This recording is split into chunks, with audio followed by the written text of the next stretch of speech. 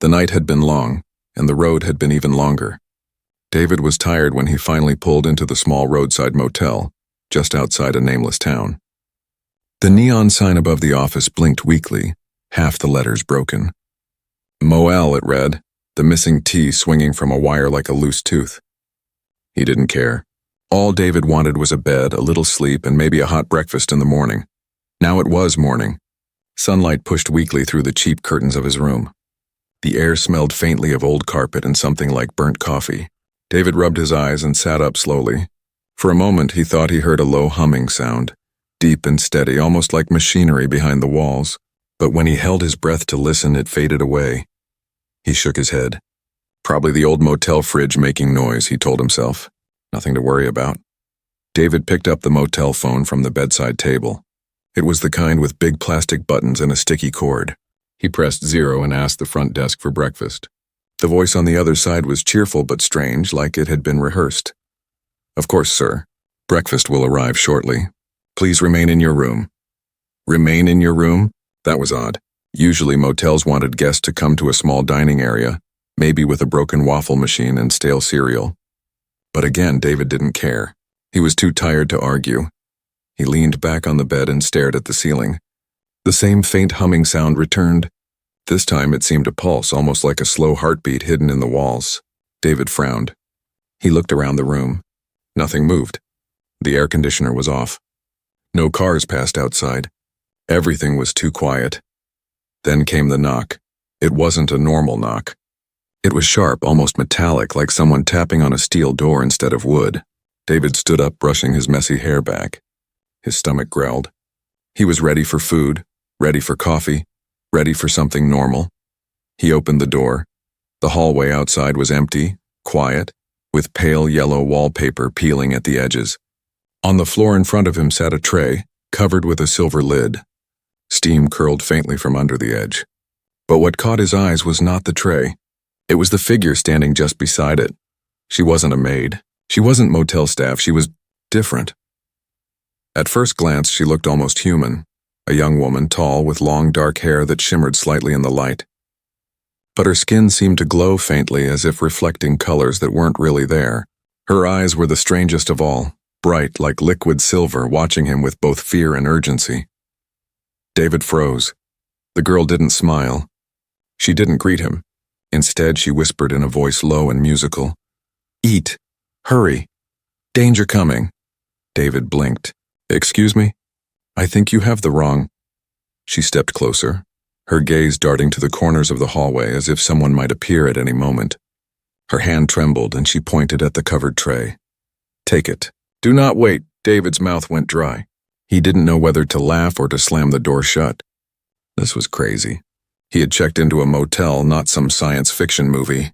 He wanted eggs and toast, not riddles from a glowing-eyed stranger. "Look, I don't know who you are," he said carefully, "but I just ordered breakfast. That's all." The girl's silver eyes locked onto his. For the first time, David felt a chill run down his spine. Her gaze wasn't just looking at him. It was looking through him as if she knew more than he did, as if she had seen something coming that he couldn't imagine. "Breakfast," she whispered again, "but not what you think. Be careful. They are watching." "They?" David asked, his voice cracking slightly. Before he could say more, the hallway lights flickered. A sharp buzzing sound filled the air, like a swarm of insects crawling behind the walls. The girl stiffened. "No time," she said quickly. "Trust me or don't, but whatever you do not trust them." And with that, she stepped back. Her form shimmered faintly like heat rising from asphalt, and then she was gone. Not walking away. Not running. Just gone, as if she had never been there at all. David stared at the empty hallway. His heart pounded. He looked down at the tray. The silver lid gleamed faintly under the flickering light. His hand shook as he reached for it. He wanted to believe it was just food. Eggs, toast, maybe pancakes. That was all he had asked for.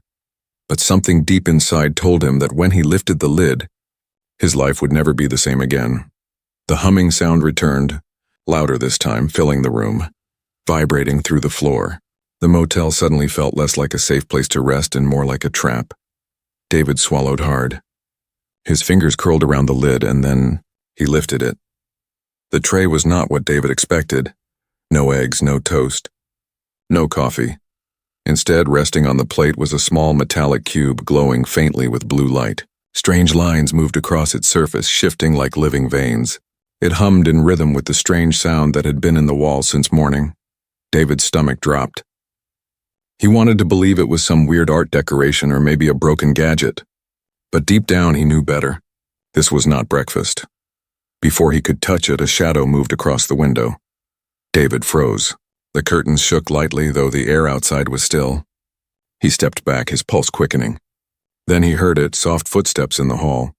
Not heavy, not human, almost synchronized, and then she returned.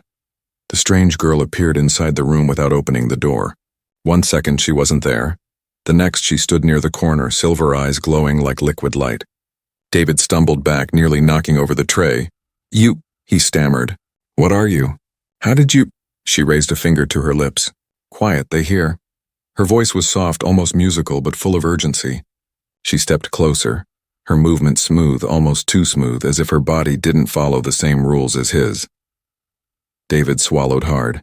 "Listen, I don't know what's happening, but this isn't funny. I just wanted breakfast. That's all."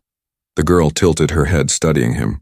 There was something both innocent and ancient in her eyes, like she was young but carried knowledge older than the stars.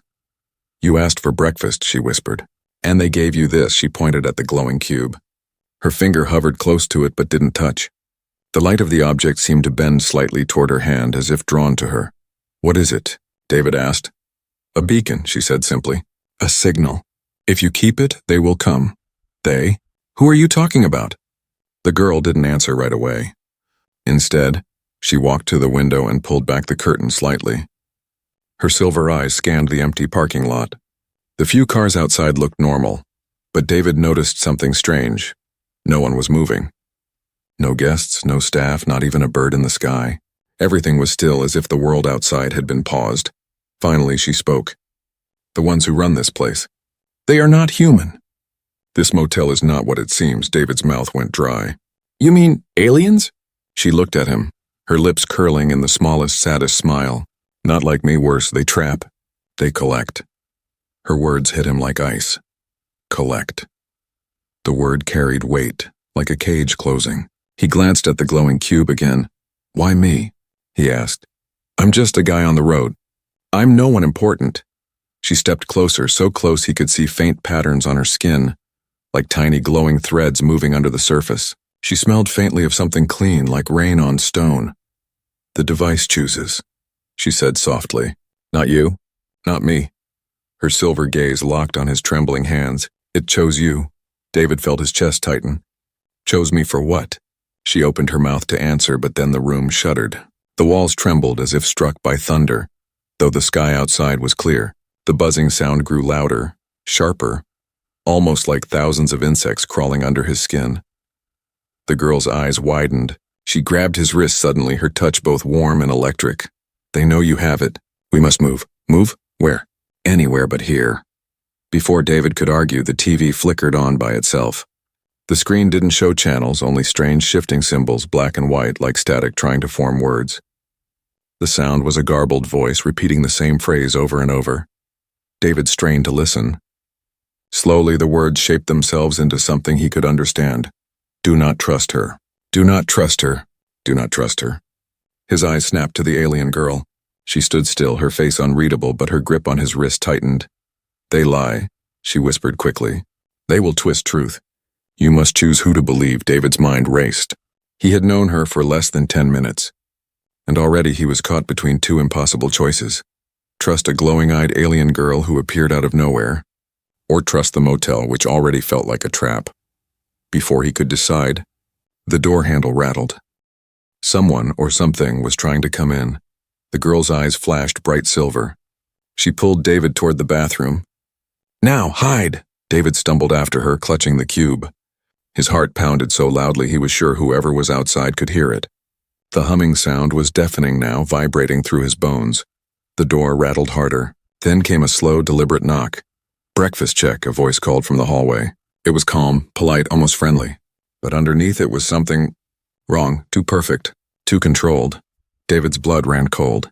It was the same voice from the front desk phone. The girl leaned close to his ear. Her whisper was sharp as a blade. If they come in, it's over. The knock came again, louder this time. David held the cube tight against his chest, and in that moment, he realized whether he trusted the alien girl or not. His life had already changed forever. The door rattled again. This time the sound was heavier, more forceful. David's breath caught in his throat as the alien girl pressed him deeper into the bathroom's shadow. Her grip was strong, almost unnatural, though her skin was soft and faintly warm like sunlight against stone. The voice outside came again, calm but strange. "Breakfast check. Open the door, please." David's pulse thundered in his ears. That voice wasn't human. It carried the shape of words but not the soul behind them. Too smooth. Too practiced. The alien girl leaned close to him, her silver eyes burning with urgency. "They know you opened it," she whispered. "They feel the cube." David looked down. The metallic object still glowed faintly in his hands. Its surface shifted with moving lines, forming strange symbols he didn't recognize. But now, as he stared, the symbols seemed to rearrange themselves, almost like they were trying to speak. The knock turned into pounding. Dust fell from the ceiling as the door shook. The girl pulled David's hand up and forced him to press the cube against the bathroom mirror. At once, the glass rippled like water. David gasped. "What the hell?" "Watch," she ordered. The cube pulsed with light, and words began to appear across the mirror's surface. Not English at first, just alien symbols. But slowly they reshaped themselves into shaky English letters, glowing faintly against the glass. "This motel is not real. You are inside their station. Trust no reflection. Trust no voice." David's skin went cold. He glanced at the girl, but her expression didn't change. She seemed to have expected this. "Station?" he whispered. She nodded once. "Not Earth motel. A cage. They take humans. Test them. Keep them." The pounding on the door stopped suddenly. The silence was worse than the noise. David held his breath. Then came a metallic click, as if something sharp was dragging slowly along the doorframe. The TV in the other room flickered to life again, filling the silence with static. This time the voice was different. It was his own. "David," it said, his own voice echoing back at him. "She lies. She lies to you. Do not follow her. Give us the cube. Be free." David's chest tightened. He stepped back from the mirror, shaking his head. That's me." The girl caught his arm, her glowing eyes fierce. "No, not you. Them. They copy. They take voices, faces, thoughts." The mirror's letters shifted again, words rearranging themselves. "They will offer freedom. They mean death." David squeezed his eyes shut, trying to breathe. His mind screamed at him to get out, to run, to escape this nightmare. But another part of him, some deeper instinct, told him the girl was right. The motel wasn't real. The cube wasn't human. And whatever stood outside that door wasn't going to give him breakfast. The pounding returned, louder this time. The door cracked at the hinges. The girl's silver eyes glowed brighter. "We must move now." She pressed her hand flat against the mirror. The glass rippled again, wider, opening into a dark passage behind it. It wasn't like any hallway David had ever seen. It looked endless, full of faint lights like distant stars. David staggered back. "No way, I'm not going in there." "You have no choice," she said sharply. "Door breaks in seconds. Choose now, me or them." The doorframe splintered. A pale hand pushed through the gap, long fingers bending in strange, inhuman angles. David's fear broke into action. He clutched the cube and leapt through the mirror. The girl followed close, the glass ceiling behind them like liquid steel. Darkness surrounded him. The air here felt heavy, humming with the same deep vibration as the cube. The ground beneath his feet wasn't carpet or tile, but something metallic, cold and smooth. Strange lights glowed faintly along the walls, shifting like constellations in motion. David's breath came fast. Where are we?" The girl answered softly. "Between places. Safe for now. For now?" he echoed, voice cracking. She stopped and turned to face him. Her expression was serious, but her silver eyes softened a little. "You want truth? Listen. This is not first time. Many humans stopped here. None left." David's throat tightened. "You mean they're all gone?" She nodded. "Taken, changed, some not human anymore." He shuddered. He didn't want to imagine what changed meant. The cube pulsed again in his hand, glowing brighter. Its lines shifted into new words, floating briefly in the air. Chosen carrier. Do not let them take it. Protect at all cost. David's knees nearly buckled. Protect me? I'm no soldier. I can't even make it through a road trip without falling asleep at the wheel. The girl stepped closer, her voice steady, unshaken. Not soldier, not warrior, but human. That is enough. They fear what they do not control. Before David could answer, a low rumble echoed through the passage. The lights flickered. The air grew colder. They follow, she whispered. Far down the passage, shadows began to move, stretching unnaturally across the walls, shapes with too many limbs crawling toward them. David gripped the cube tighter. His fear burned into something sharper now. Not courage, not yet, but determination. Whatever this was, whoever this girl was, one thing was clear. The motel hadn't been a mistake. It had been a trap, and now he was inside something far larger than himself. He met her silver eyes and whispered, "Okay, I'll trust you." For now, she gave the faintest smile. "Good, then run." Together they sprinted into the dark, the cube glowing brighter in David's hands as the shadows closed in behind them. The passage seemed endless, stretching in ways that made no sense. Sometimes it felt narrow like a tunnel, other times wide like a cathedral hall, glowing faintly with patterns that pulsed like veins of light. David's shoes made no sound on the metallic floor. The silence was wrong, too complete, as if the air swallowed every noise. The girl ran ahead, her hair flowing behind her, her glowing skin casting faint light on the walls. David followed, clutching the cube like a lifeline. His chest burned with every breath, but he dared not stop. Then, without warning, the passage ended. They stepped into a door, and when it opened, David stumbled forward, right back into the motel lobby. He froze. The neon sign blinked weakly outside. The cheap counter stood where it always had. The vending machine hummed faintly in the corner. Everything looked exactly the same as it had the night before. David's chest tightened. "We're back?" The girl's silver eyes narrowed. She didn't look surprised, only cautious. Not same. Not real. David's eyes darted around. The lobby was empty, silent, but too clean. The air was too still. Not a speck of dust, not a creak of wood. Like a photograph of a motel instead of the real thing. The sound of footsteps broke the silence. The motel manager appeared from the office door. A tall man, middle-aged with slick hair and a pressed uniform. He smiled warmly when he saw David, but the smile was too wide, too fixed. "Sir," the manager said smoothly. "Breakfast delivered, yes? Everything to your satisfaction?" David's stomach turned. That voice, he had heard it on the phone earlier. Cheerful, polite, and hollow. The girl shifted closer to him, her body tense. David forced himself to answer. "Yeah, sure, breakfast was fine." The manager's eyes flicked briefly to the cube in David's hand. His smile didn't falter, but his pupils contracted unnaturally, like a camera lens. "I'm glad to hear it," he said, "though you really should return the tray. Hotel policy, you understand?" David's grip on the cube tightened. He swallowed. "Yeah, about that. What exactly was it?" "Doesn't look like pancakes to me." The manager chuckled softly, but there was no warmth in the sound. "Oh, you know how it is. Special order. For special guests." The word slid over David like oil. Special guests. He didn't like the way the manager looked at him, as if he wasn't a person but an object already owned. The alien girl stepped forward, placing herself slightly between David and the manager.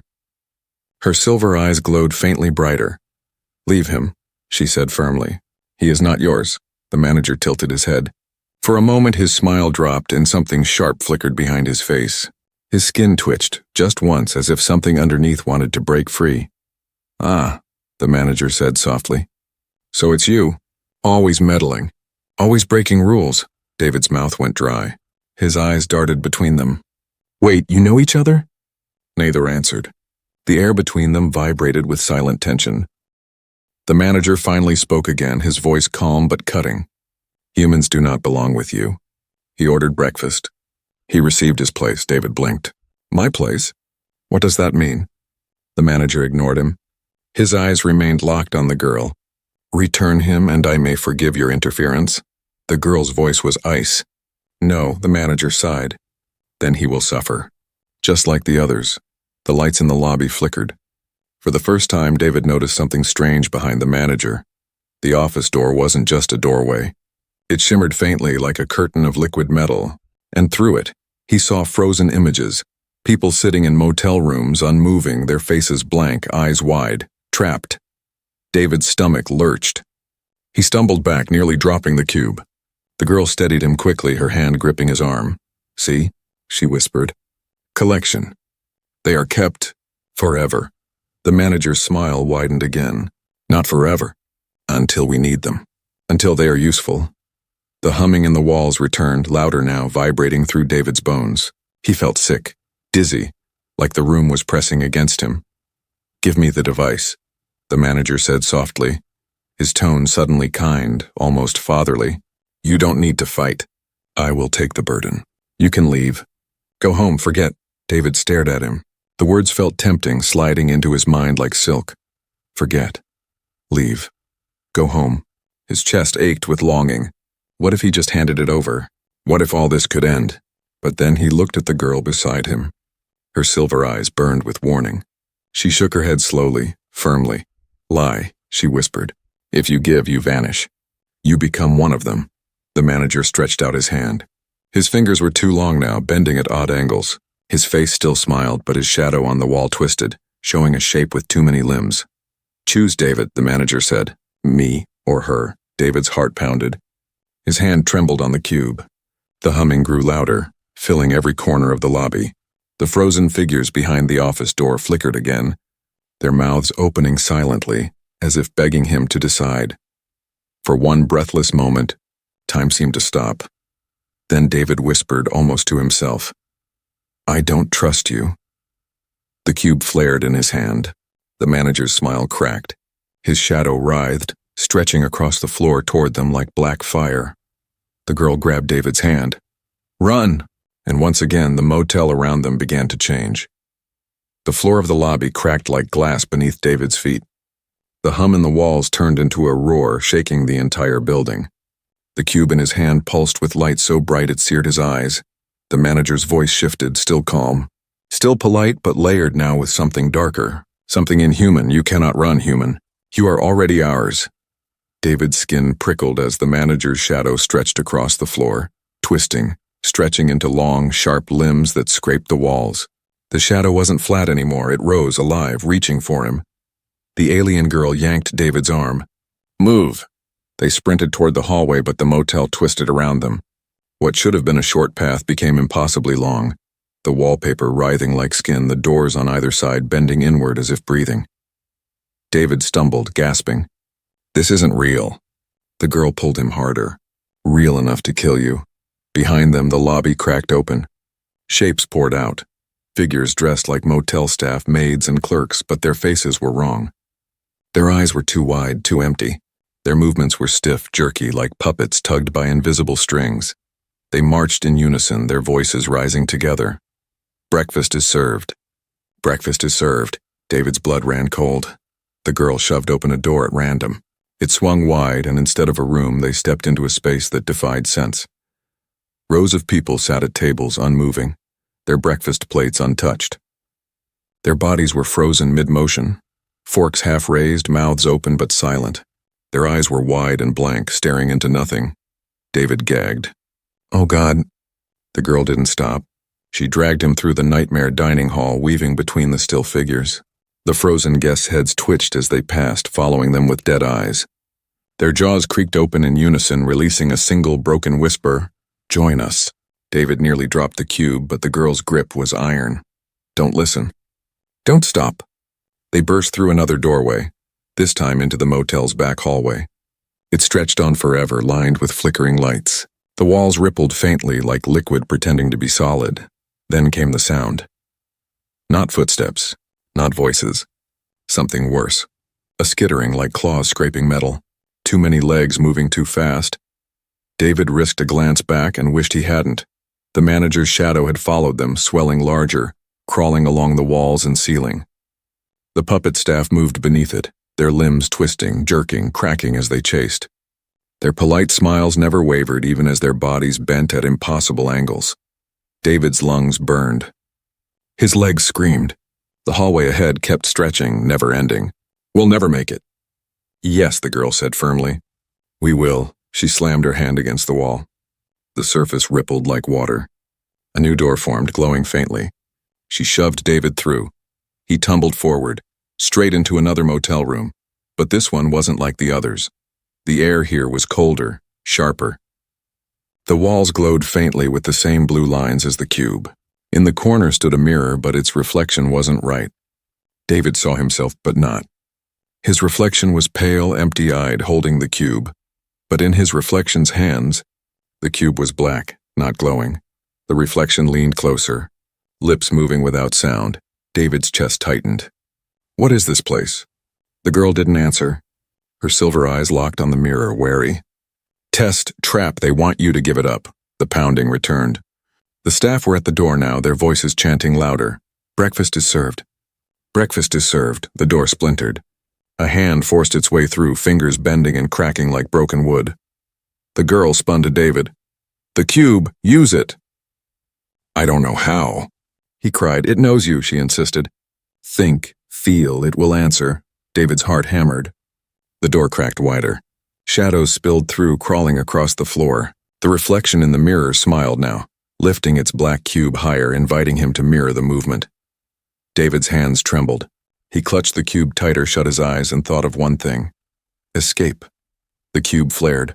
A shockwave blasted through the room, throwing the door off its hinges. The puppet staff collapsed, twitching. The manager's shadow recoiled, hissing like steam. When David opened his eyes, the mirror was shattered, the reflection gone.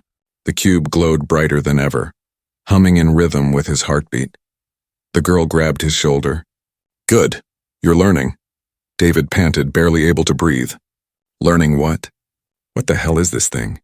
Before she could answer, the shadow surged back, larger, angrier, filling the hallway beyond the broken door. The staff jerked back to their feet, their necks snapping as they turned in unison toward him. The girl's eyes flashed. "Not here. Run again." David wanted to scream, to collapse, to give up, but the cube pulsed in his hand, filling him with strange warmth, strange courage. He met the girl's gaze. "Fine. Lead the way." Together they plunged back into the twisting motel, the chase beginning anew. And this time, David knew. There was no waking up. No normal road trip. No ordinary breakfast. He was in their trap now, and the only way out was through.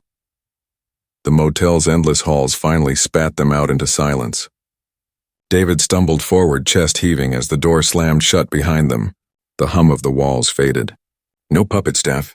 No shadow reaching. For the first time in what felt like hours, there was quiet. They stood in a strange chamber. It wasn't motel-like at all. The floor was smooth metal, marked with glowing lines that pulsed like veins of light. The ceiling stretched high, vanishing into darkness. In the center of the room stood a circular platform, its edges lined with faint symbols that shimmered when David's cube pulsed. He bent over, hands on his knees, trying to catch his breath. I can't keep running like this." The alien girl moved slowly now, less urgent but still tense. Her glowing skin made the room brighter, her silver eyes scanning every corner. For the first time since he'd met her, David saw something new in her. Tiredness. "We are safe." "For a moment," she said. David looked up at her, sweat dripping down his face. "Safe? You call this safe?" "I just saw an army of dead-eyed waiters chasing us through walls that move like they're alive." She met his eyes steadily. "Better than being caught?" David laughed bitterly. It came out shaky, almost hysterical. He lifted the cube, shaking it slightly at her. "What is this thing? Why do they want it so badly? Why me?" The girl stepped closer. The light from her eyes reflected off the cube. "You deserve truth." "Damn right I do." She lowered herself onto the edge of the platform. For a moment she seemed more human, like someone resting after a long journey. Her voice was softer when she spoke again. "The motel is not motel. It is their station. Hidden between places, dressed in human skin so you do not see what it truly is. Travelers who stop here are taken. Their minds harvested, their bodies kept." David's stomach knotted. He thought of the frozen guests at the breakfast tables, their blank eyes staring. He thought of the distorted voices, the staff that moved like puppets. "You're saying—" His voice cracked. "They're all prisoners?" The girl nodded. "Collections. Humans stored like books on shelves. For study. For control. For feeding." David's throat closed. He sat heavily on the floor, the cube still glowing faintly in his hands. Jesus Christ, the girl tilted her head, watching him. This is not new. It has been happening long before you. Many lost already. David's voice was low, broken. Then why me? Why save me? Her silver eyes softened, almost sad. Because you are chosen. By what? He shook the cube at her again. This thing? Yes, the device. She leaned closer, her voice serious now. It is not theirs, it is ours. My people made it long ago to resist them, but it does not answer to us. Only to humans. David blinked, stunned. Wait, you mean it? Picked me? She nodded. It chooses who carries it. I could not touch it without harm. But you hold it like breath in lungs. That is why I saved you. David stared at the cube. Its glowing lines seemed to move faster, almost alive, pulsing with his heartbeat. The idea of it choosing him made his skin crawl. He wasn't special. He wasn't strong. He was just a tired man on a road trip who wanted pancakes. I don't want it, he muttered. I never asked for this. The girl's gaze was unshaken. Want or not, you carry it now, and they will not stop until they take it from you. David buried his face in his hands. God, this is insane. The girl rose and stood over him. Listen, they are strong, yes. They trap many, yes. But humans? Her voice softened, almost reverent.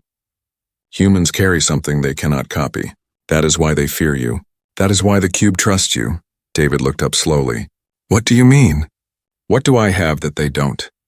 She met his eyes. Choice. The word hung heavy in the air. Before he could respond, the walls shuddered. The humming sound returned, faint but growing. The girl's silver eyes darkened. They found us again. David's chest tightened. He stood quickly, gripping the cube. So what now? We just keep running forever? She shook her head. Not forever. There is a way out. David's heart jumped. Out? You mean back home? The girl hesitated. Then she nodded slowly. Yes, but dangerous. If we fail, you join the collection. David exhaled shakily. He looked at the cube again. Its lines glowed brighter, symbols rearranging into faint English words across its surface. Path open.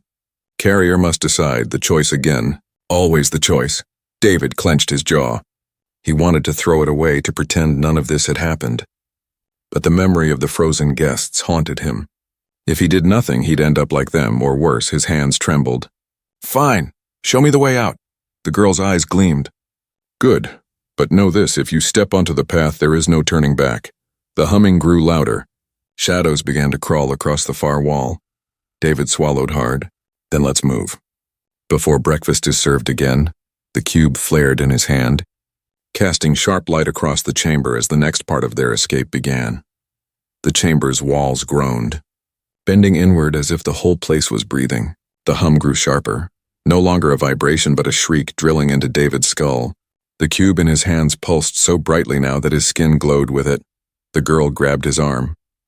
The path is open. We must go, now. David looked ahead. At the far end of the chamber, the air itself shimmered like water in sunlight. Behind that shimmer lay something vast, star maps spinning in endless darkness, glowing trails that led away from the motel's prison. His chest tightened. That's it? That's the way out? Yes, she said, her silver eyes fixed on the portal. But once you step through, the device binds to you, forever. You cannot return to old life. David swallowed. His old life? A long road trip. A motel stop, a man just trying to keep his eyes open behind the wheel. That life was already gone. Before he could answer, the chamber split open. The manager stepped through the wall like liquid shadow, taller now, his body no longer pretending to be human. His smile remained wide and calm, but his skin rippled, stretching thin over something that didn't belong to this world. His hands bent back at impossible angles, his fingers long enough to scrape the floor. You disappoint me, David, the manager said softly. His voice was layered, echoing, carrying the weight of many mouths speaking at once. We offered peace, freedom, but you chose chaos. David's stomach churned. You call this peace? The manager's smile widened. Better than choice. Choice brings ruin. Choice makes war. Choice destroys. We take choice, and in return we give order. Safety.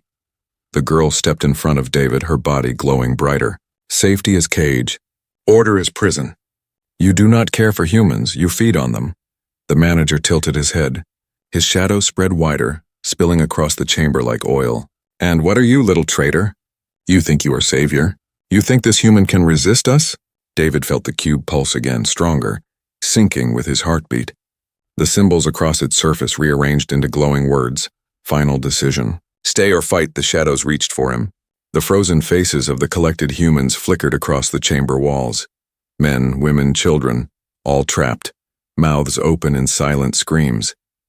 David's throat tightened. If he stayed, he'd become one of them, forgotten, stored away.